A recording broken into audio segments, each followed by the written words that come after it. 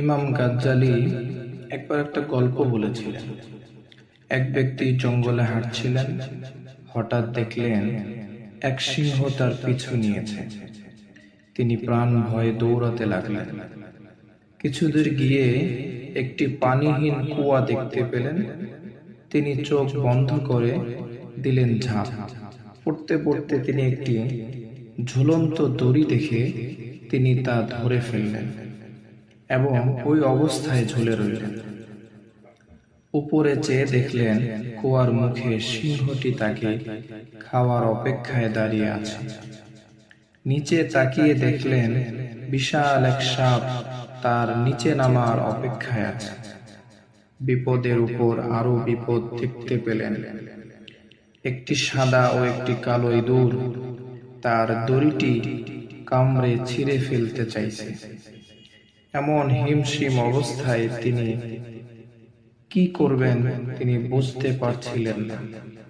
তখন হঠাৎ কুয়ার সাথে লাগানো একটি গাছে মৌচাক দেখতে পেলেন।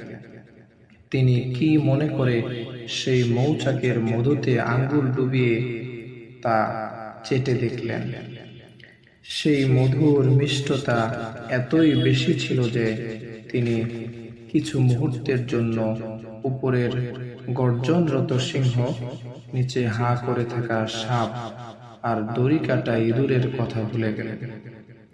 ফলে তার বিপদ অবিসম্ভাবী হয়ে দাঁড়াল।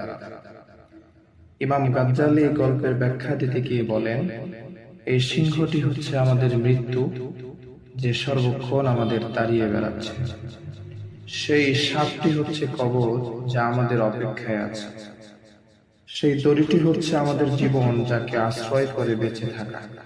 সাদা ইঁদুর হলো দিন আর কালো ইঁদুর হলো রাত, যারা প্রতিনিয়ত ধীরে ধীরে আমাদের জীবনের আয়ু কমিয়ে দিয়ে আমাদের মৃত্যুর দিকে নিয়ে যাচ্ছে।